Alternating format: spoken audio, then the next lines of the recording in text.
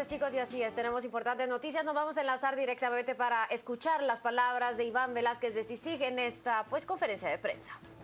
Un estudio acerca del financiamiento de la política en Guatemala. Nuestra pretensión, más que el señalamiento de casos concretos que tienen que ver más bien con la investigación criminal y que en la medida en que han sido documentados probatoriamente se han ido presentando ante las autoridades judiciales del país. Se trata de un estudio acerca del financiamiento de la política en el país.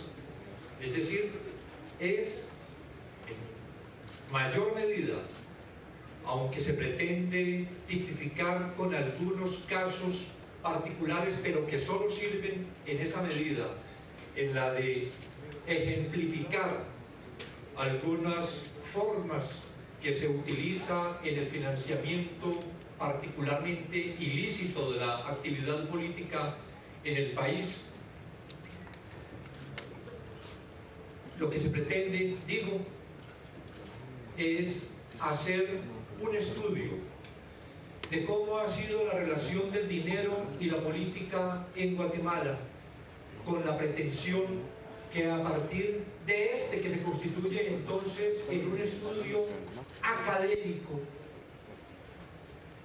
a partir de este estudio se pueda aportar tanto en las necesidades de reforma del sistema, después de examinar cómo es que opera en la realidad, en la actualidad, pero también que servirá tanto para los compañeros de la Comisión como para el Ministerio Público en las investigaciones que deben adelantar, que debemos continuar relacionado con esta infiltración de dineros ilícitos en las actividades políticas.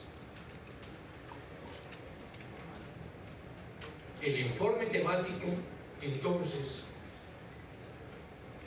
está dividido en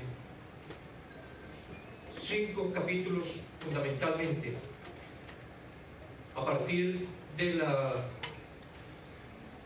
relación del dinero y la política, un examen del financiamiento del sistema político guatemalteco, un modelo de análisis del financiamiento político en Guatemala, conclusiones y recomendaciones.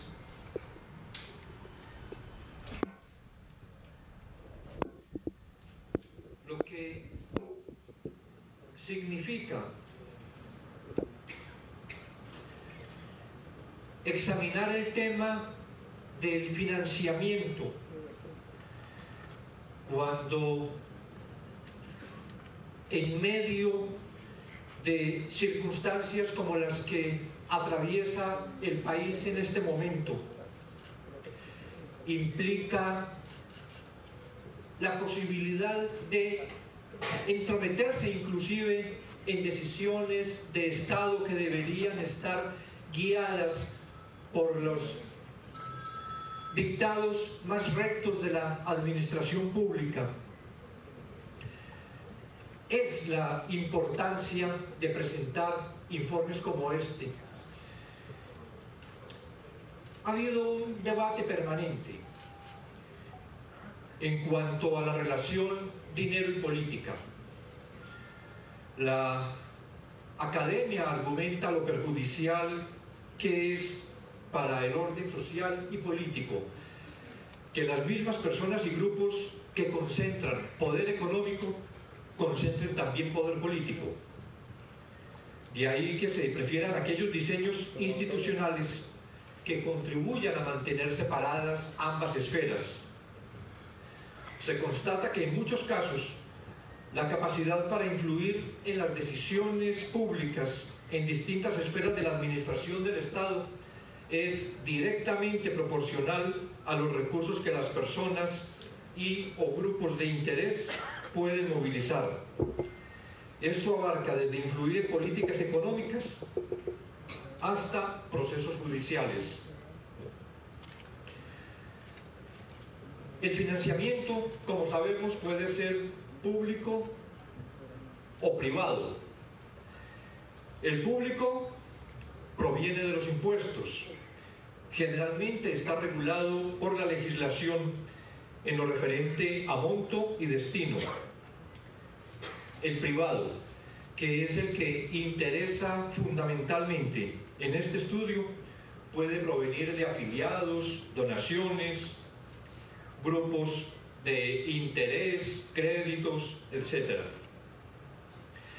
Y este tipo de aportes tiene dos motivaciones, una pragmática y otra ideológica. La pragmática, que es también la que interesa fundamentalmente para este estudio, es ese interés de obtener beneficios económicos o en la incidencia en las decisiones, beneficios que se obtienen de los recursos públicos. Y la ideológica, esa financiación que se hace para respaldar causas que se estima están para la defensa, para la profundización de la democracia, del Estado de Derecho, que hay unas afinidades ideológicas y que se piensa que en el libre juego democrático es admisible suministrar recursos a quienes comparten una ideología para tratar de obtener el favor popular, para regir los destinos de un Estado. Este financiamiento privado, si es poco regulado y opaco, genera riesgos para el proceso político y la democracia en su conjunto. Académicos sobre el tema identifican 5 modalidades de riesgo. La utilización de financiamiento espurio o ilegal, principalmente proveniente del crimen organizado. La compra de influencia y conflictos de interés. Las inequidades electorales graves. La desarticulación de los partidos y del sistema de partidos. La pérdida de credibilidad de la regulación del financiamiento político.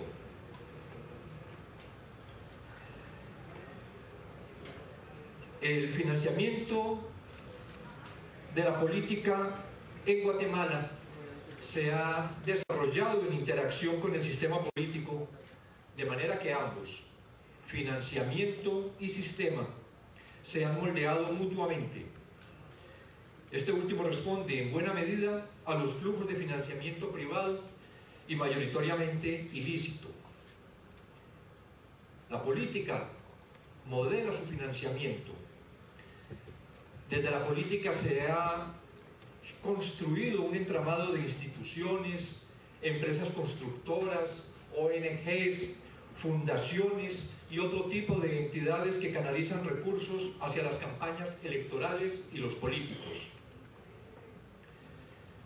Examinando desde 1984 el sistema político guatemalteco, se advierte que hay ciertas peculiaridades que incluyen la fluidez del sistema de partidos, la volatilidad electoral, la concentración de la oferta electoral en el centro y la derecha del espectro político, el peso de los poderes fácticos y la continuidad del statu quo económico y social. Uno de los productos más perversos de este proceso ha sido el surgimiento de partidos de franquicia. Un grupo de ciudadanos alrededor de un dirigente cumple los requisitos mínimos para inscribir un partido y en cada elección lo pone a disposición de personas interesadas en postularse, y en caso de que no cuente con una oferta satisfactoria, lo reserva para la siguiente elección. Casos extremos de estos pueden observarse con los partidos Ciudadanos Activos en Formación Electoral, CAFE, el Partido Libertador Progresista, PLP, y el Movimiento Reformador, entre otros.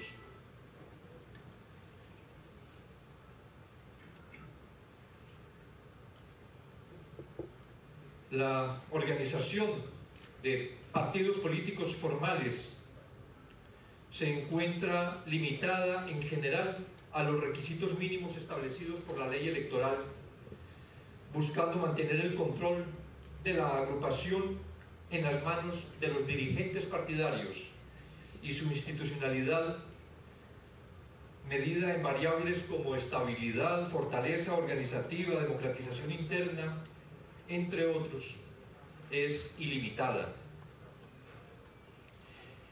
Probablemente por eso es que cuando concluye la vida de un partido, sin embargo continúa el político, pese a esa volatilidad electoral, existe cierta continuidad de diputados y alcaldes que han sido reelectos a pesar de haber cambiado varias veces de partido. Y esta es una característica adicional del sistema político guatemalteco que impacta directamente en su financiación. Si el sistema es fragmentado y fluido, la esperanza de vida de las entidades que pertenecen a él es limitada y no existe sanción formal ni informal que obedezca al cambio de organización partidaria. Así, como lo vemos permanentemente en el país, la política se organiza en torno a personas y no a proyectos políticos. Y se constata en la realización de este estudio, como ya lo hemos venido examinando respecto de otros fenómenos, que existen en el país unas redes político-económicas ilícitas que son lideradas por el poder regional y local. Redes políticas que se construyen en torno a algunos alcaldes y diputados distritales son el elemento constitutivo y en buena medida explicativo del sistema político guatemalteco. Permiten articular la política local con la nacional, son la pieza central para el financiamiento ilícito de la política y a la larga han posibilitado la continuidad del sistema. La vinculación a estas redes permite a los alcaldes municipales tener acceso a recursos públicos adicionales a los establecidos constitucionalmente. Son estructuras lideradas por lo que la prensa ha denominado como señores feudales o caciques, que constituyen redes político-económicas ilícitas de carácter regional. Constituyen una confluencia de individuos o agrupamiento de individuos que se autoorganizan y cooperan, comunican e informan y poseen intereses comunes o finalidades compartidas para la realización de actividades y tareas de carácter político, económico o mixtas, principalmente ilícitas, aunque colateralmente lícitas. Estas redes llevan a cabo prácticas políticas y transacciones económicas ilícitas y que luego veremos cuando presentemos algunos modelos de qué manera se han construido estas redes político-económicas ilícitas en el país. Decía que las fuentes de financiamiento en Guatemala, y podríamos decir en todos nuestros países de América Latina, son principalmente de origen público y privado, funcionando de manera mixta. En cuanto a los gastos, la ley electoral y de partidos políticos establece dos tipos de gastos: los permanentes, que son ordinarios y extraordinarios de los partidos, y los que son de campaña electoral, regulados por un reglamento específico. Los partidos se ejerce sobre ellos un mecanismo de control según el cual deben llevar registros contables de todas las transacciones financieras relacionadas con el origen, manejo y aplicación de recursos, y deben estar soportados con la documentación correspondiente. Deben presentar al Tribunal Supremo Electoral informes financieros anuales sobre origen y manejo de los fondos, informe financiero de campaña, que también incluye el reporte del origen, manejo y aplicación del financiamiento público y privado, y en año electoral presentan 30 días antes de la convocatoria el presupuesto de la campaña electoral según el artículo 7º del reglamento. Hay además previsto un régimen sancionatorio que, sin embargo, son limitados. De la introducción de sanciones al Código Penal en 2010 a la fecha, no existen ni en el Ministerio Público ni en el organismo judicial registro de denuncias o procesos iniciados con relación a los artículos referidos a delitos electorales vinculados al financiamiento. Tal vez la primera denuncia, el primer hecho documentado que se ha presentado en el país fue justamente el que se presentó ante los jueces en el día de ayer en la denuncia por financiamiento electoral ilícito contra Francisco Morales y la solicitud de antejuicio ante la Corte Suprema de Justicia contra diputados por el delito de financiamiento electoral ilícito.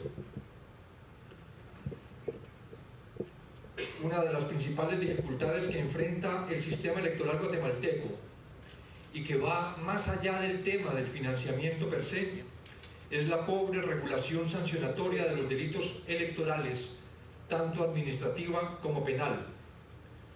Esta situación, sumada a una difícil implementación por parte de las instituciones, ha resultado en la existencia de muy altos niveles de impunidad electoral. Hay unos tipos penales electorales de los que entre 2007 a mayo de 2015 el Ministerio Público solo ha conocido 326 denuncias, y de estas únicamente un número muy inferior ha recibido un tratamiento que permita obtener salidas procesales positivas. Con relación al padrón electoral, se confirma que el número de denuncias es proporcionalmente bajo, motivo por el cual es posible inferir un considerable subregistro de delitos electorales.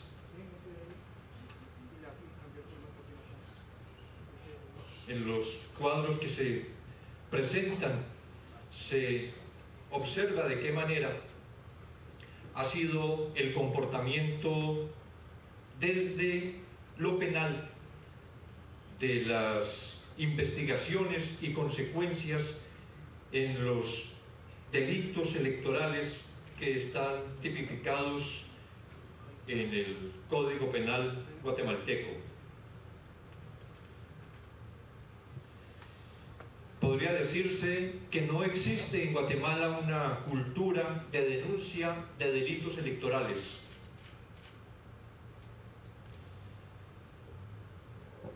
Dado el bajo número de denuncias en comparación con el padrón electoral, decía, es admisible afirmar que existe un considerable subregistro de delitos electorales. Excepto la formulada en el día de ayer, no hay denuncias por financiamiento ilícito en los 8 años examinados en el Ministerio Público. Hay una alta impunidad en delitos electorales, cifras que oscilan entre el 95 y el 100% de impunidad. Es decir, Guatemala es un país propicio para cometer delitos electorales sin ninguna consecuencia. En cuanto a los gastos de campaña, En los meses previos a la campaña electoral y durante esta, los gastos de los partidos crecen de manera exponencial. Estos gastos incluyen el uso de medios de comunicación y la llamada campaña de tierra. Miramos entonces la relación campaña de aire y campaña de tierra, las dificultades que existe para el monitoreo de la campaña de aire, fundamentalmente por la dispersión de los medios y de las campañas, que hace irrealizable el monitoreo total de estos, razón por la que tanto la Auditoría del Tribunal Supremo Electoral como los estudios privados de acción ciudadana solo contemplan una muestra. Esos gastos en la campaña de aire, principalmente radio y televisión, son los más altos que pueden registrarse. Pero adicionalmente la mayoría de municipios cuentan con canales de cable y radios locales en los que se anuncian tanto candidatos presidenciales como candidatos a diputados, a la diputación y a las alcaldías. La campaña de tierra, que es aquella en la que el candidato está en la relación directa, cercana con su elector, es descentralizada, aunque incluye aspectos comunes como la utilización de símbolos y contenidos compartidos, se deja en manos de los responsables locales.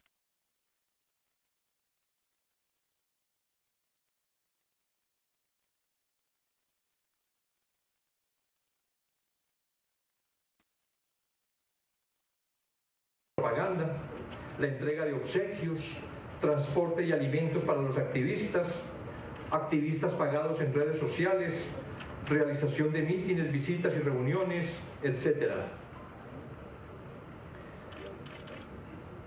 Y hemos advertido lo que además es un hecho irrefutable compartido en las discusiones públicas sobre el tema, de qué manera los medios de comunicación son determinantes en la campaña electoral en Guatemala y consumen un alto porcentaje de su financiamiento.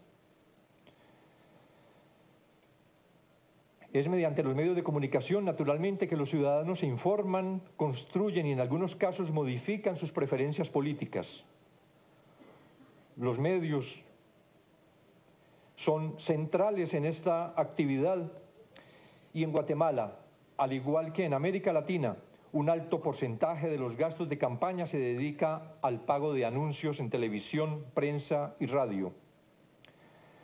Para analizar el papel de los medios de comunicación en el proceso político, debe considerarse que existen tres tendencias en desarrollo: una alta concentración de los medios de alcance nacional, particularmente la televisión abierta y las cadenas de radio que cubren la totalidad del país; una dispersión en los medios locales, departamentales y regionales, y el surgimiento de grupos de medios ligados a líderes políticos. En cuanto a la concentración de los medios y los vínculos de los políticos con estos, se han producido relaciones complejas que en muchos casos generan conflictos de interés. Por la importancia que los medios de comunicación tienen en el proceso político, el acceso a ellos no puede quedar sometido al mercado y a la capacidad de compra de los partidos, pues esto hace que se den asimetrías en la competencia política. Con todo esto, lo que miramos es que el sistema es complejo y se presta a corrupción,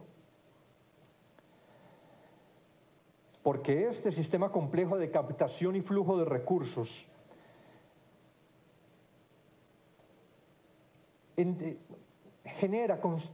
constituye, da lugar a entramados de corrupción y compromisos que operan en distintos ámbitos geográficos y de la estructura política. Este sistema de financiamiento se ha venido configurando desde el inicio de la democratización y ha moldeado y sido moldeado por el sistema político. Las transformaciones en el mundo de la política y en las propias campañas electorales han provocado que en la práctica las campañas políticas no estén restringidas a los períodos normados por la legislación electoral, sino que tengan un carácter permanente. Examinada la campaña electoral del año 2011,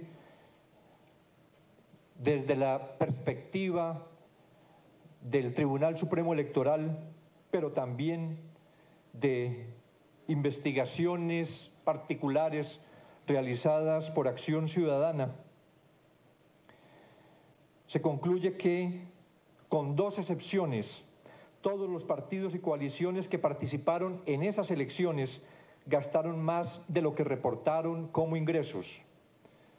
Es decir, de acuerdo con el Tribunal Supremo Electoral, más de 300 millones de quetzales no fueron reportados como ingresos de los partidos y fueron empleados en la campaña electoral.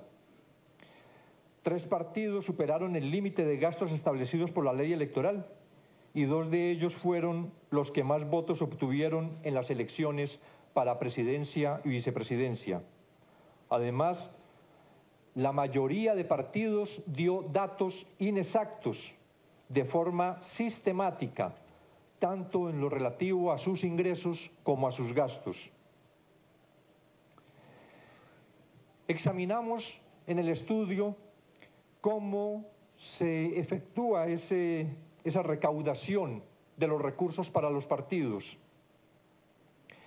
Y encontramos que predomina la persona por encima del partido. Son aportes más dirigidos a la persona que a la organización política, como en un verdadero sistema democrático debería existir.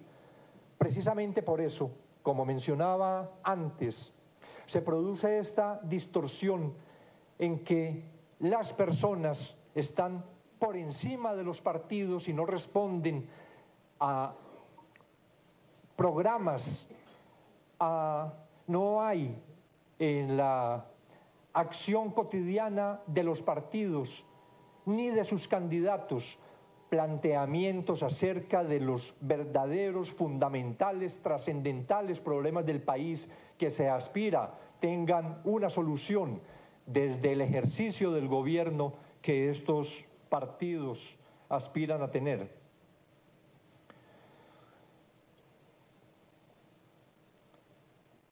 Adicionalmente, el financiamiento es descentralizado, de manera que los candidatos a los diversos cargos de elección buscan fuentes de recursos.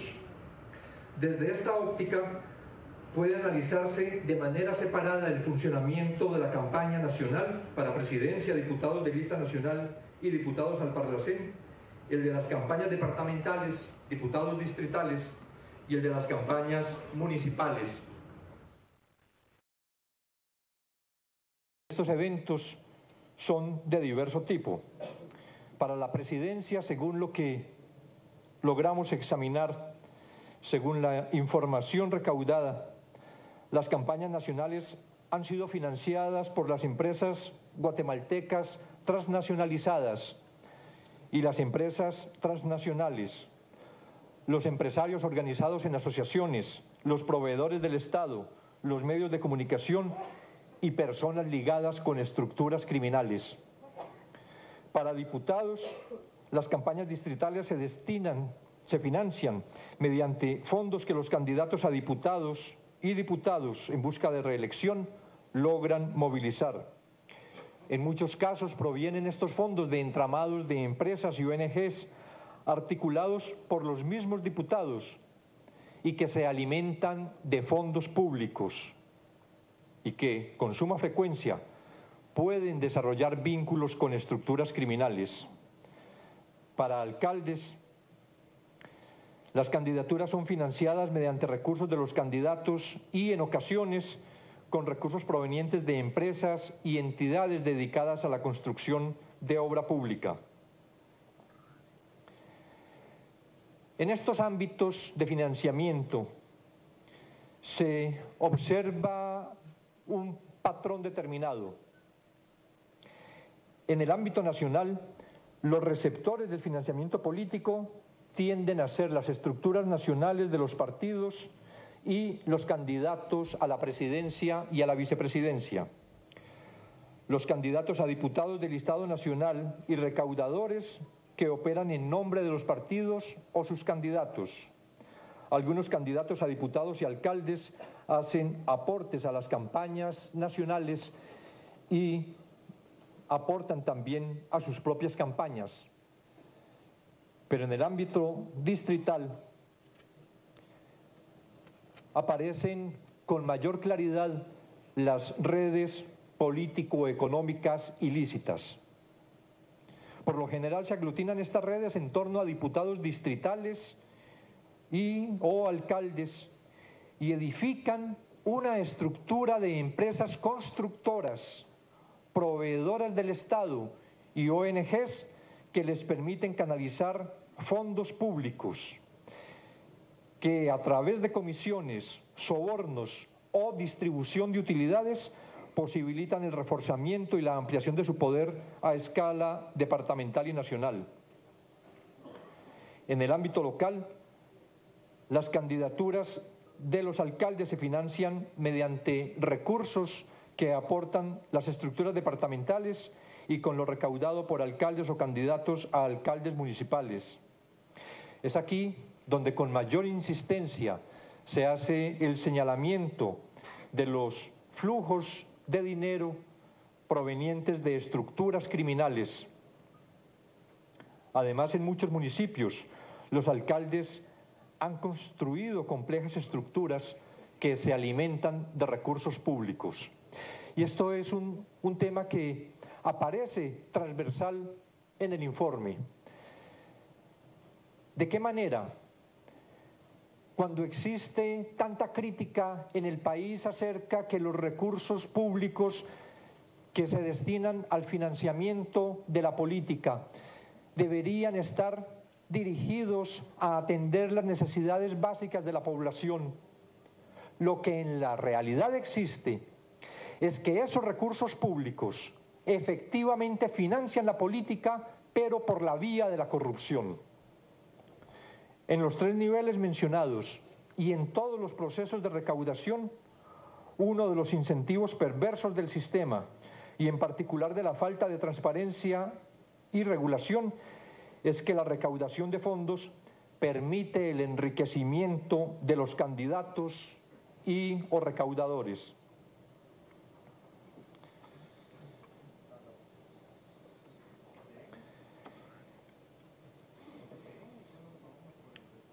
En otro capítulo pretendemos mostrar de qué manera a partir de unos tipos de casos se puede examinar el financiamiento ilícito de la política. Se parte de los tipos de financista que operan en los diversos niveles de la política y que aportan a las campañas municipales, distritales y nacional. En este análisis resulta particularmente importante considerar la existencia de entramados de corrupción, estructuras criminales que a partir de posiciones políticas saquean el erario público para el financiamiento de las campañas electorales y para el enriquecimiento personal de sus integrantes. En los informes presentados por los partidos políticos al Tribunal Supremo Electoral y que dan cuenta de los fondos recibidos, nunca o casi nunca se lee el nombre de empresas o empresarios adscritos a las principales asociaciones. Hay un actor determinante, que es el recaudador.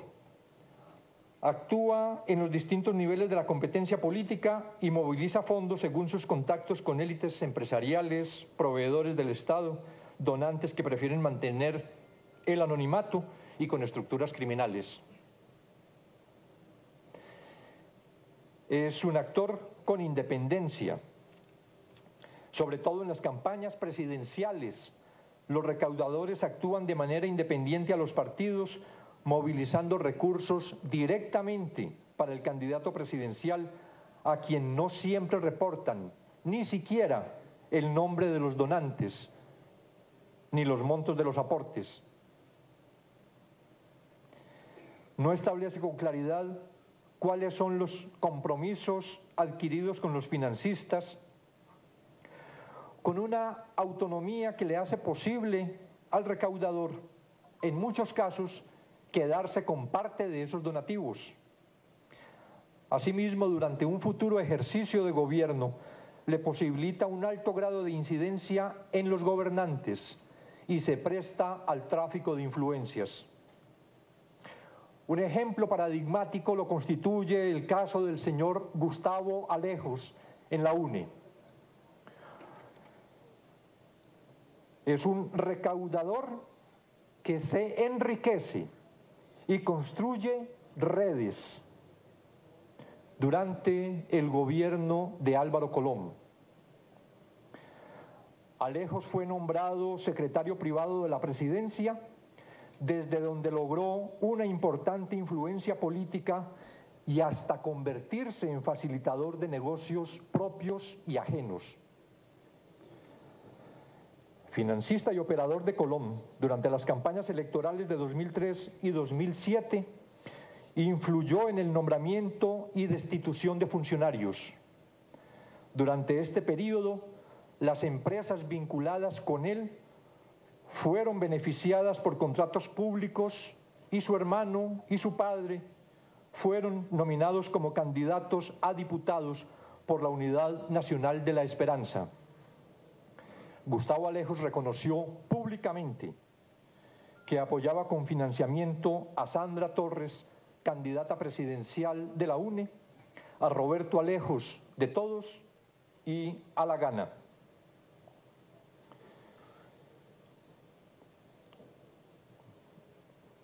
Existe además en estos niveles un financiamiento indirecto de la política que se asume a partir de los medios de comunicación. Por eso debe considerarse que desde los medios de comunicación puede realizarse una suerte de financiamiento indirecto de la política a través de ceder espacios para infomerciales disfrazados de notas periodísticas en noticieros televisivos y radiales, posicionar a líderes políticos, vetar a otros en la cobertura noticiosa y pactar tarifas diferenciadas por tiempo de aire.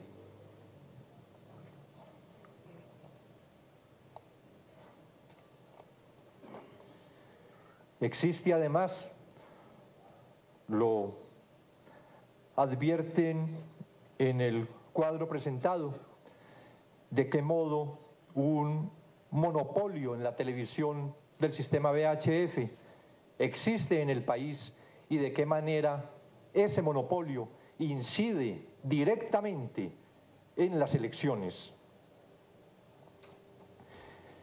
Pero también en torno a la obra pública hay entramados de corrupción.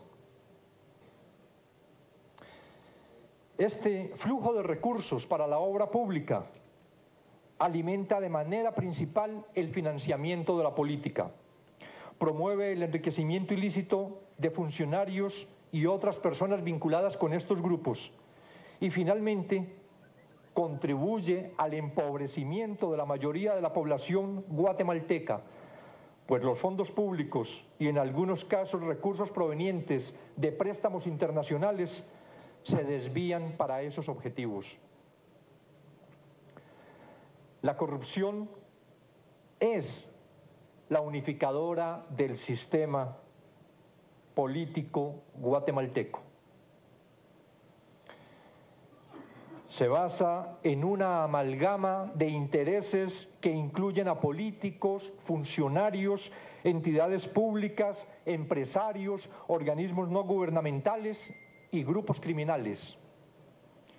Se estima que la mayor parte del financiamiento de la política proviene de estos entramados de corrupción que constituyen en sentido estricto estructuras criminales y que han capturado la institucionalidad pública para favorecer sus intereses.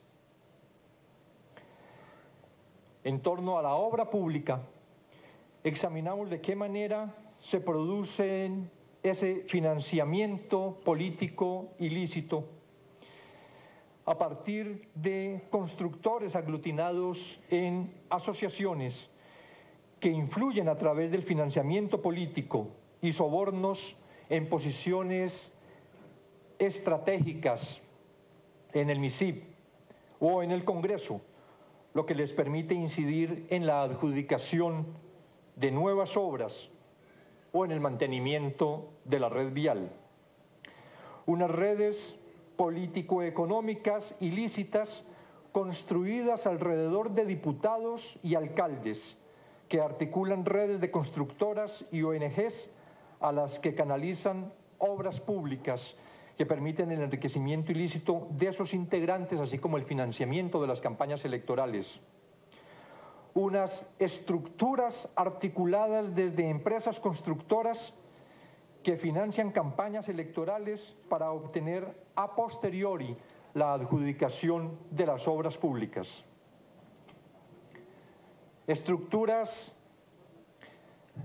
que denominamos redes político-económicas ilícitas a partir de investigaciones adelantadas por la Comisión Internacional contra la Impunidad en Guatemala y que señalamos como tipos que no son, para desgracia del país, los únicos, porque probablemente si examinamos los 338 municipios que integran la República, en cada uno de ellos podríamos encontrar de qué manera se han construido estas redes político-económicas ilícitas, pero que ejemplificamos a partir de estos casos conocidos en la estructura a la que ya recientemente se hizo referencia de Baudilio Hichos, o el caso de los diputados Chávez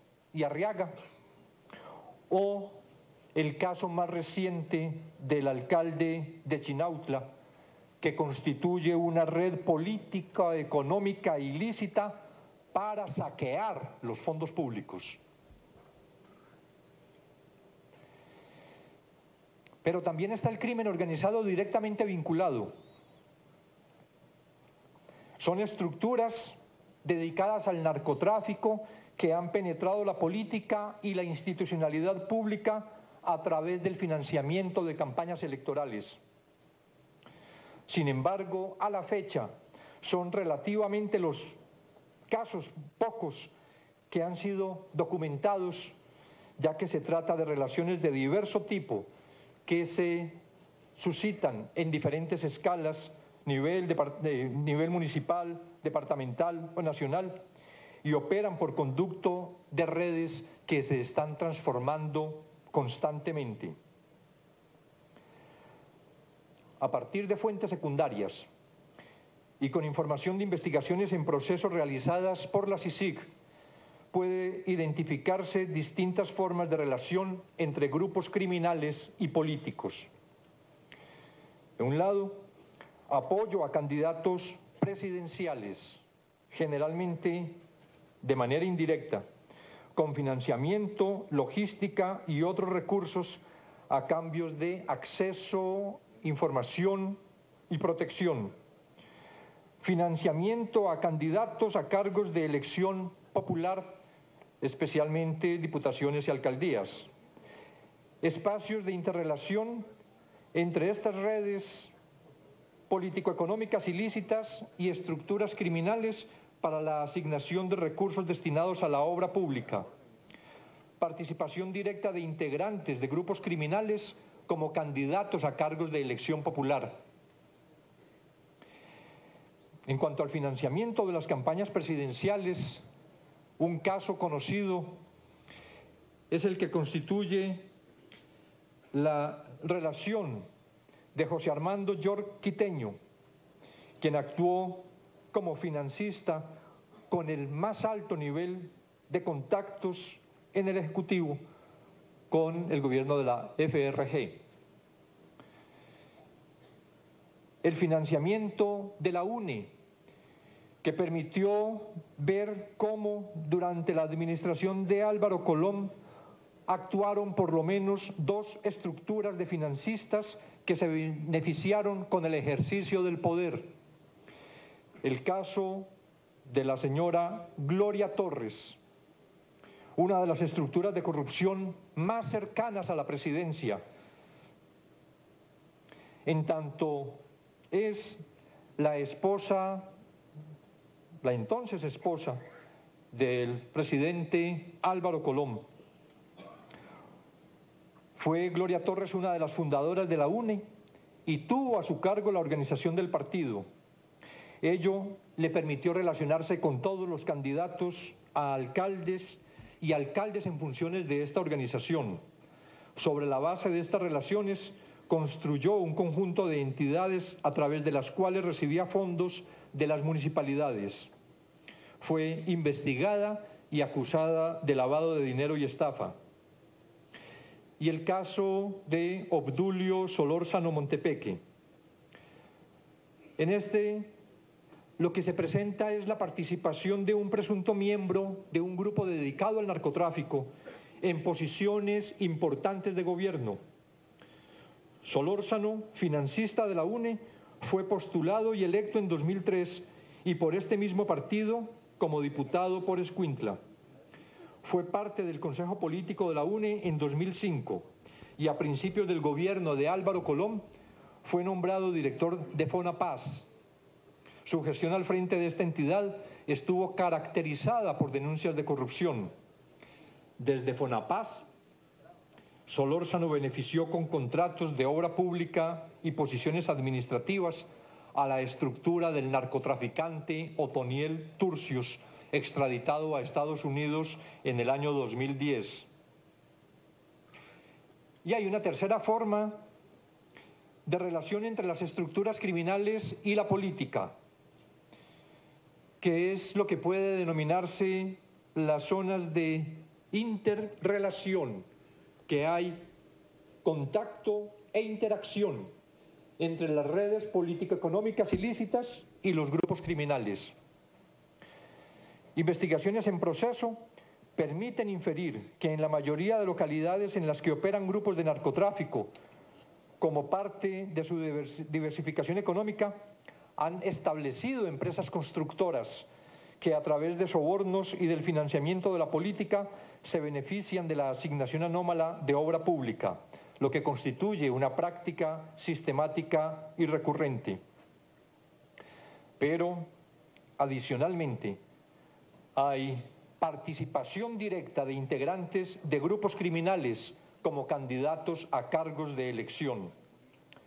Un caso paradigmático en estas elecciones de 2015 es el que se presenta con el señor Edwin Gerson Javier, conocido como Tres Quiebres, que se ha postulado como candidato a alcalde del municipio de Ipala, Chiquimula. Es un caso particularmente ilustrativo porque se trata de un empresario que ha sido constructor de obra pública y posee un canal de cable. Aunque se postuló por un comité cívico, al anunciar su campaña, mencionó que ha sido abordado por diversos partidos que buscan promoverlo. Al analizar los casos documentados, se identifican distintas formas de relacionamiento de los grupos criminales con la política. La primera forma, que puede considerarse como la tradicional, consiste en que estos grupos financian a candidatos y partidos en distintos ámbitos a cambio de protección para mantener el funcionamiento de sus negocios e información para estar al tanto de posibles acciones en su contra. Sin embargo, este tipo de relacionamiento se ha ido modificando para dar lugar a modelos de relación más complejos.